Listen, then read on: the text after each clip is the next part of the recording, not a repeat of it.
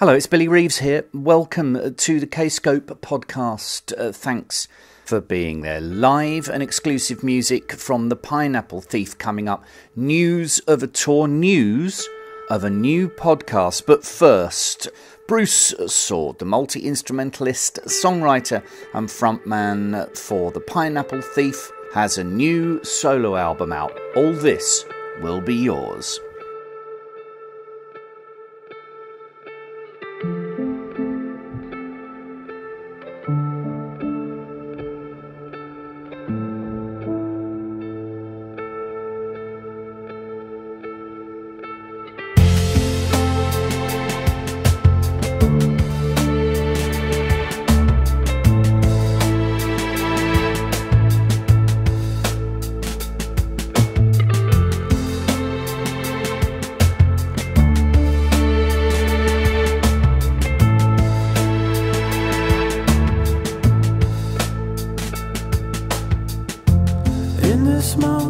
Let's just take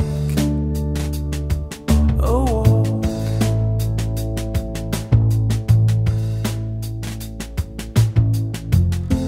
Push past 158. There's no time to talk. Take a good look as all this will be yours. Take a good look as all this will be yours.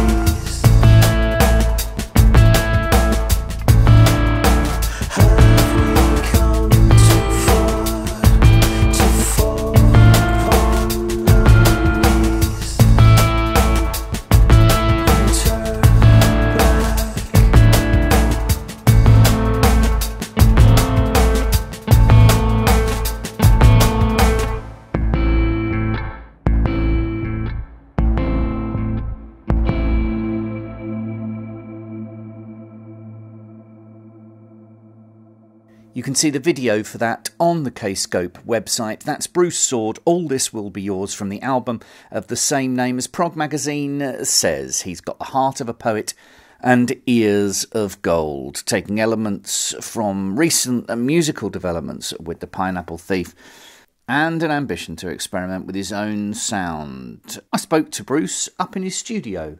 I've got a folder on my computer where every time I've got a new project on called Crap Bag, which I think is from the Friends. She called herself something Crap Bag in one of the episodes. Anyway, it's called Crap Bag, and that's where all those wasted efforts go. So nothing is destroyed. No, but I think I should probably have something written in that says no one's allowed into the crap bag when I, move on.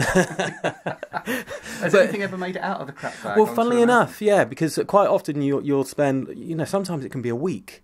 The worst thing is when you've got a song that is almost good enough and you think, yeah, this is going somewhere, and it's got something about it, and then a week later you're like, oh, I'm still trying, and you just have to admit it's not going anywhere. And then a couple of months later, you'll play it and you go, oh, hold on, that's it. That's that magic that I knew was there. And then you grab it out, and it might only be a section of it that you then say, right, that's it. I can build the song around that idea. Okay. So sometimes, that's what I tell myself, that it's not a complete waste. But it is, like I said, it's a strange thing when you say, right, today my job today when I wake up is to go and work on this chorus all day long. And if at the end of the day you've quite often gone backwards, psychologically it's quite a challenging thing. But yeah, I'm used to it now. Especially if it's a solo record. I mean, this record that we're talking about has got Bruce Soord written on it, so inevitably it's going to be introspective. Inevitably it's going to be about what's on your mind at the time, and I think it's pretty clear what was on your mind at the time. Explain. Well, it was, I think for the solo, I just gave myself a complete permission to be that introspective, and I thought, I don't care, this is me, I've locked away, I'm not playing this to anyone, so it was just me on my own for weeks turned into months of doing this. And but yes, it was all, well, you know what's been going on in the world and in this country, and you had that everything, and because it works in so many different sort of microcosms in this town, you can see it happening, everything changing, and so I had what we were living through and what we were going through, but also obviously we had the birth of our child, Robin, and she was here in my studio while I was writing. She was for the golden period where it was really working, where all the songs sometimes just come up and everything works, and it's like, yeah, this is going, and you're in the zone. She was probably about 4 or 5 months old, so it's that age where she's smiling and making all these noises, but just sitting in her chair. And then you turn around, she's fast asleep, and then you think, right, presumably you've got headphones on. I'm not doing some squealing guitar solo. 4-month-old is sitting there. Yeah, and I mean, and also there's a few bits because she's got this little shaker, and I'm doing a guitar track, and I'm thinking, oh, she's been quiet, and then all of a sudden the shaker will go off. But if it was a good take, I left it in. So she's the only other person on it is Robin. Yeah, she played a bit of shaker. Yeah. Also, if you're going, okay, it's solo album time, isn't the temptation to go, okay, that would work better for the band, and vice versa? Or do you just stay in that? There have been, yes. So there has been a couple of songs that I was doing that I played to Gavin and the guys and said, what do you think of this song? I didn't tell them that it was a solo song. Right. And they were going, oh yeah, this is great. This is something we could make work. And then I'll go, yeah, actually, let's put it into the Pineapple Thief machine. But I think for the solo, when I was really on a roll, I was just writing it as almost like, I've never written a book, but I'd imagine you write a book in a linear fashion, like one chapter after another. And that's how the solo album came together. Okay. I woke up and I would just carry on where I left off. So I think we were talking about the crap bag. There was very little crap bag. Right. During the solo album. It was definitely a good thing, and I don't know whether it was because of the unique time, having a newborn, and obviously every day there was some more tumultuous stuff going on. Well, as you say, a lot of the stuff we hear from the news politically, both with a small p and a large p, doesn't really affect our lives generally, because it's what I call the swimming pool paradigm. You put a bunch of people in a swimming pool, they tend to get on. Yeah. Then you're now sort of like the narrative that was already there in Britain is now being fed by people at the very top who are supposed to behave themselves. But most importantly, you have seen it, obviously, since the glove factory closed. You've seen it happen on your doorstep. Yeah. I mean, so we walked past it, didn't we? There's this house that is now, it's a very notorious drug den.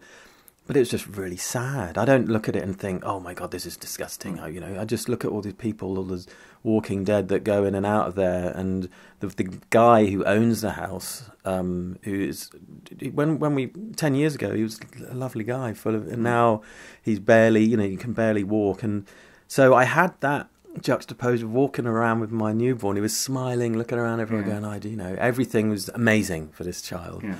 And it's just quite a strong juxtaposition. Yeah, it was very, and so it made me, you come back and you think, right, let's just write something. It's a very English melancholy. I mean, that comes across in this record, and it's also it's got a lot of melody in the vocal. I think that's one thing that over the years, my voice has just, I wish I took my voice more seriously in the early days, but in the early days, my voice was a lot higher. And I had a lot less control. Now, as I've got older, it's got deeper, grizzled. And and I got more control. And all of a sudden, I realised I could actually use it as an instrument. I never really called myself a singer. I was a guitarist who sings. But now I'm probably more of a vocalist than I am a guitarist, and so I really enjoy. And I think when you, as a songwriter, and I think if you analyse a lot of the really, really great songs. You take the vocal away, there's not a lot going on. It's the vocal that really, really either makes or breaks that connection that you get with the listener. So I did give it was the lyrics and the vocal was the real, took a lot. I just wanted to get it right.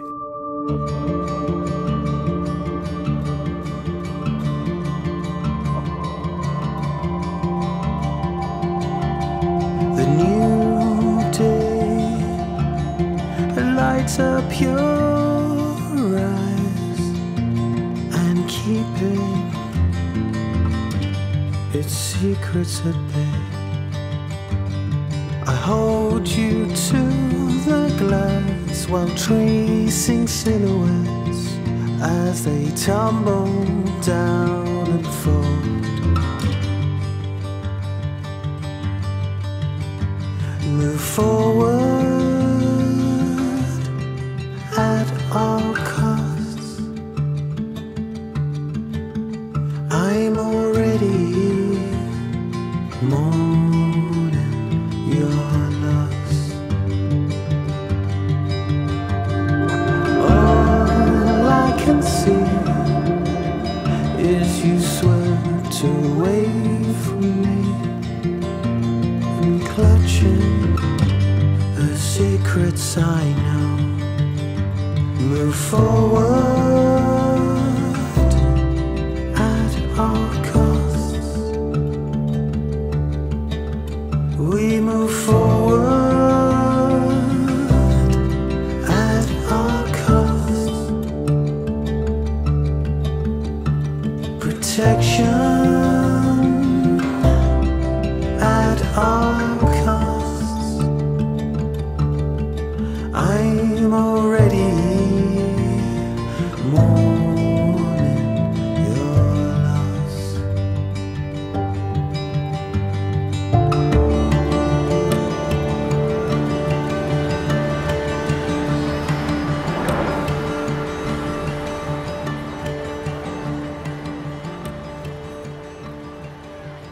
What has changed? I mean, it's something that I ask you every single time, because every time I see you, something has changed. But what now would you say has been the biggest change since 137 and when you first started out as a musician when you were 8, and now? Well, I think personally, let's talk personally. I think that I'm just so much more confident. All of a sudden, I used to look around and go, well, I can do that better than that, but I'm not. I can't really be the real deal. But I can write a better melody than that. But now, I know. But now I think, well, actually, I can write a better melody than that, and I can do it really well. And I think, when the gigs that we're doing now, the reaction we're getting, we're walking off and thinking, yeah, we really can do this, and we do deserve to be where we are. Whereas I think that my biggest, I was my own worst enemy, really, that I didn't have that confidence in myself. I don't know why. In hindsight, I should. That's where you need someone around you to, like, give you a slap. Yes, yeah. Does Gavin do that? No. Is Gavin fluffy?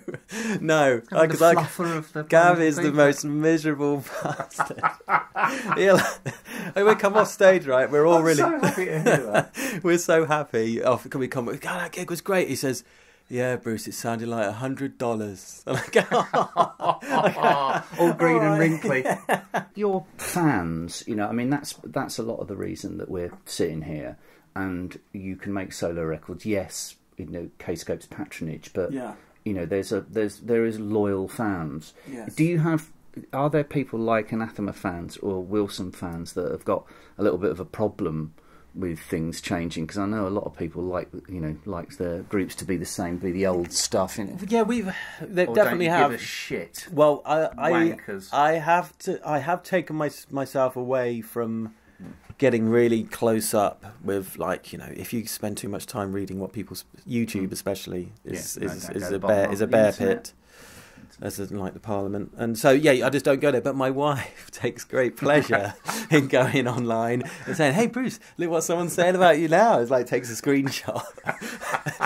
And like, oh, that's really horrible, isn't it? What that person's saying. But I don't know. In my old age, I've reached this sort of Zen moment where it just doesn't affect me anymore. It used to really I used to find it really horrible. Maybe that brings the conversation full circle then. Maybe that's why there was a confidence I think problem. Yeah. And because I really don't care, I want people to like the music. I like it when people like the music, but if someone thinks you're the worst thing ever, Bruce, I hate you, I don't. All right, fine, we'll go and listen to something that you do like. It really doesn't affect me anymore. Good. I mean, it's strange. Every single album that we do seems to be, someone will say, "Oh no, what are you doing? I don't like you anymore." And but then conversely, there's loads of people who are going, "I've never heard of this group before." Exactly. So I remember when Your Wilderness came out, which was definitely the beginning of, I felt like a renaissance for the band, a second beginning for us, and that, and I know for a fact that we brought in thousands and thousands of new fans who were like, "Oh my God, I've never heard of this band before, and I'm going down a rabbit hole, and it's like I love everything." But then there were still people going, "Oh, I hate this. Oh, why are they doing music like this?" Blah, blah, blah, blah. So yeah, it's interesting that both the new fan and the old fan have a very different voice. Yeah. The old fan sounds a bit more middle class to me, a bit more sort of like anal type. A lever. Yeah, I didn't realise I'd given it away then, haven't I? You totally give them a complete personality. But no, we actually so far, our fans have been really, really nice to us. I've seen other bands. Just had a quick look, when they release a new single, I usually check it out on YouTube and then have a quick look on the comments, and you think, oh, bloody hell! Don't go anywhere. How Because who does that? Who does that? Who does that? Who sits there? And who does it? It's sad. Who sits there and does that, right? I mean, either way. I mean, even if you're sort of like going, "Oh, I love this group," what you do is you then distribute it. You say, "I like this. You might like this too." Exactly. But there is no reverse of that. I hate this. Everybody stop listening to it. There's no. I know. And Twitter's one of the worst, because even if you want to shut out, if they at you on Twitter, they're there. It's like, "Oh, Bruce, what have you done?" Twitter's not for bands. Well, we'll put a photograph of you and me up. Now, finally, this probably covers both. What is there a recorder doing over there? There's a recorder. Pick up the recorder. Why is there a recorder? My wife, so you can play the recorder. I can't play it at all. Like, clearly, there is no recorder on the next Pineapple Thief album. I can tell you that. Right. But that's an exclusive. But no, I think I blow this like occasionally. Robin quite likes it when. So I don't have to worry. No, there's no recorder. On the next. No recorder solos on one leg.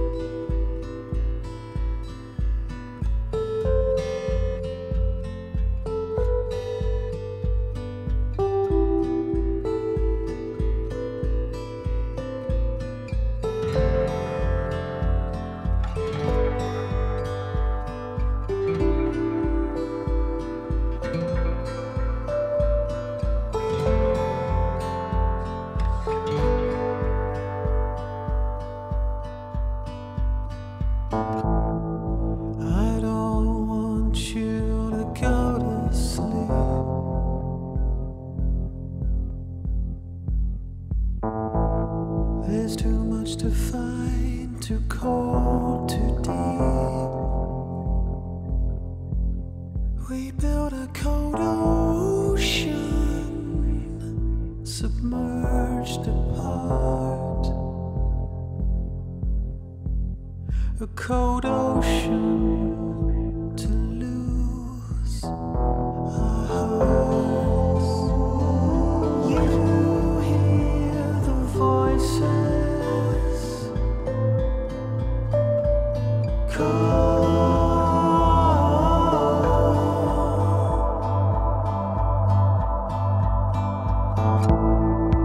You can't rewrite your dreams.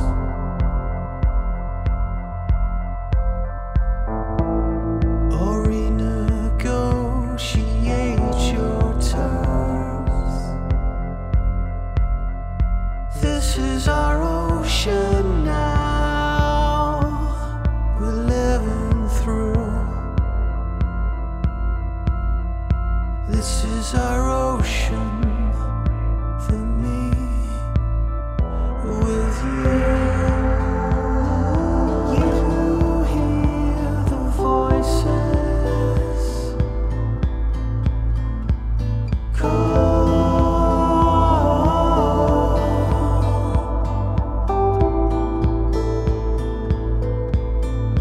This is who we are. It's who we are. So let the water come to our door.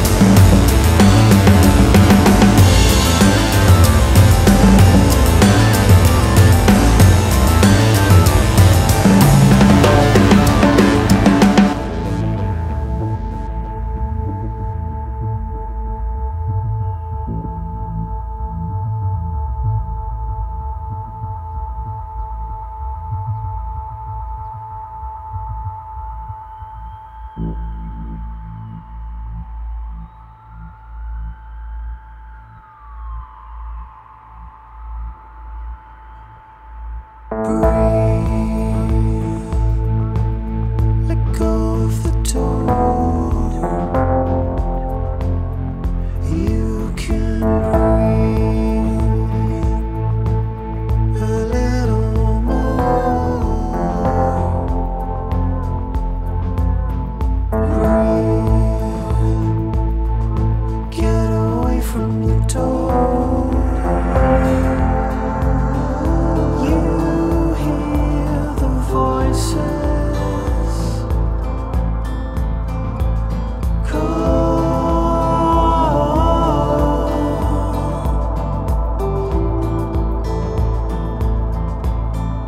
This is who we are. It's who we are. So let the water come to our door.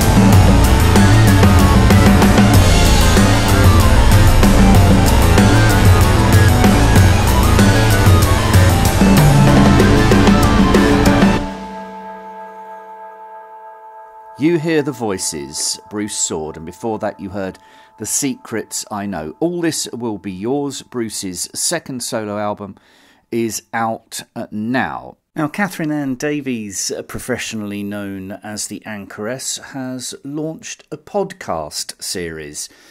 Here's Catherine to explain more. The Art of Losing is a podcast about what we can learn from loss, both literal and metaphorical. With a special guest each episode, I'll be exploring lost albums, lost marriages, baby loss, the death of loved ones, and many other topics. What do we gain from losing? And why does loss so often inspire such great art? Together with a weekly guest, we'll be asking the question, is the art of losing ever something we can truly master?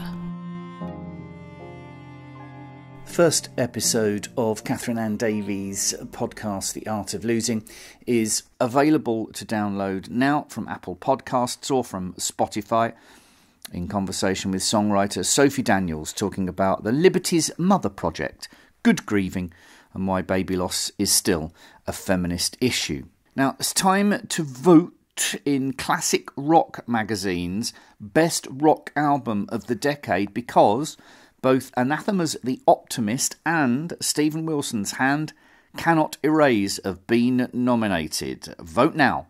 Now, Iamthemorning had a great review in Prog magazine from their recent London show, and the magazine called for them to return to the Big Smoke, where they will be, as support for the Flower Kings at the Scala in King's Cross on December the 8th. This is because of Ton from Kayak's ill health. So Iamthemorning are joining the Flower Kings for the whole of their European tour. So here is From the Bell, Sleeping Beauty by Iamthemorning. Comes the candle to light your bed.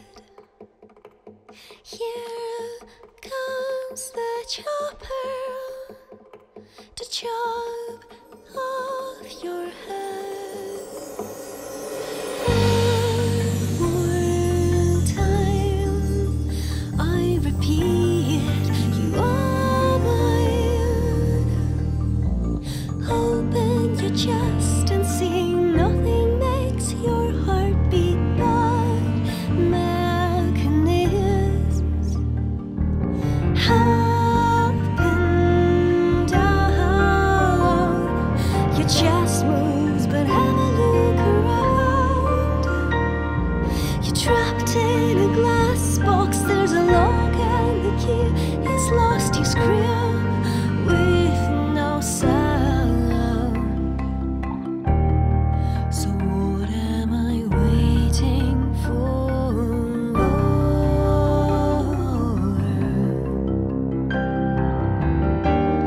I light the fire and lock the door.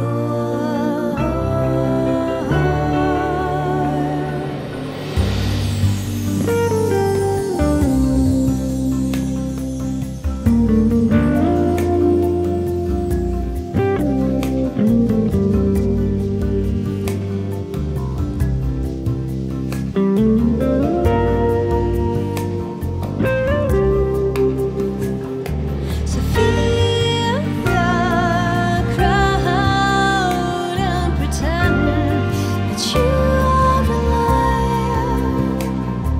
I wish you were one of us, but beauty should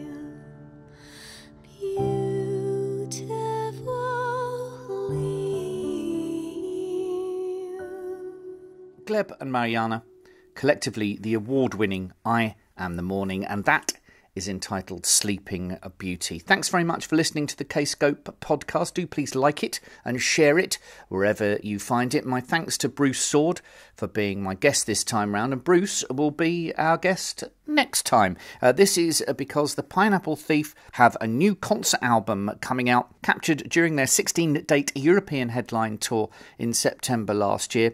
It's entitled Hold Our Fire, and it's due for release on the 15th of November, just ahead of their debut North America tour in November and December this year. Now, the album features 8 concert performances of Dissolution tracks, including Far Below, Try As I Might, Uncovering Your Tracks, as well as Threatening War, which I'm just about to play. Also, 3,000 Days features from Someone Here Is Missing, with extra guitar from the new boy George Marius. Thanks very much for listening. This, from Hold Our Fire, is the Pineapple Thief, Threatening War. See ya.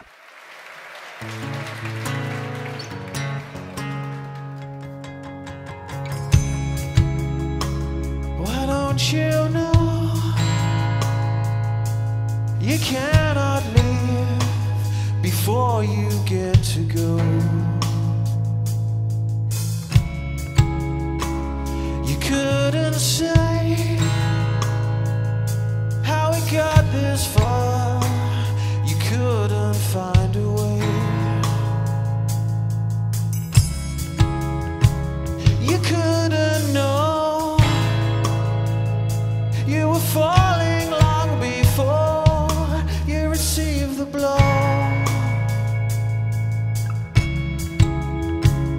You couldn't see anyone, least of all me. So you're threatening walls, so go ahead and send it. So you're threatening walls, so go ahead and send it. Ooh.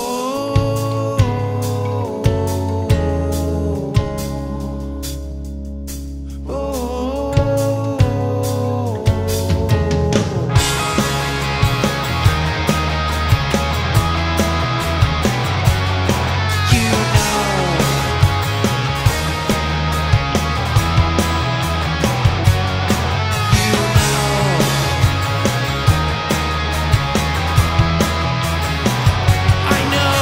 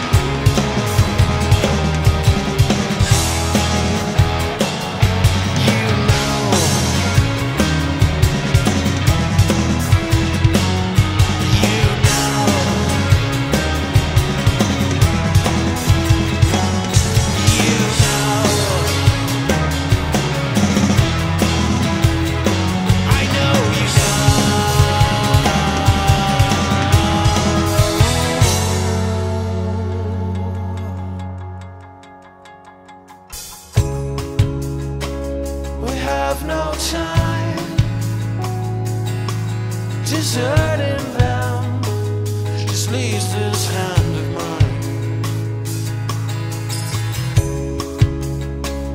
Oh, can't you see? You have someone, least of all me.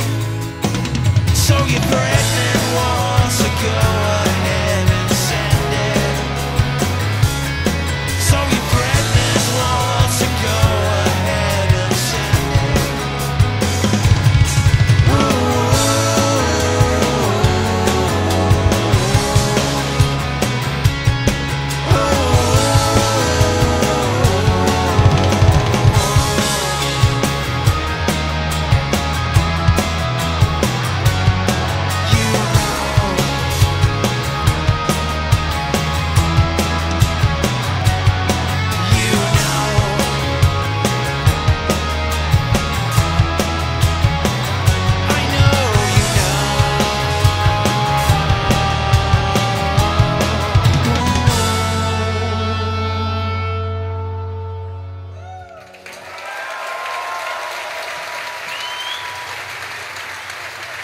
Thank you.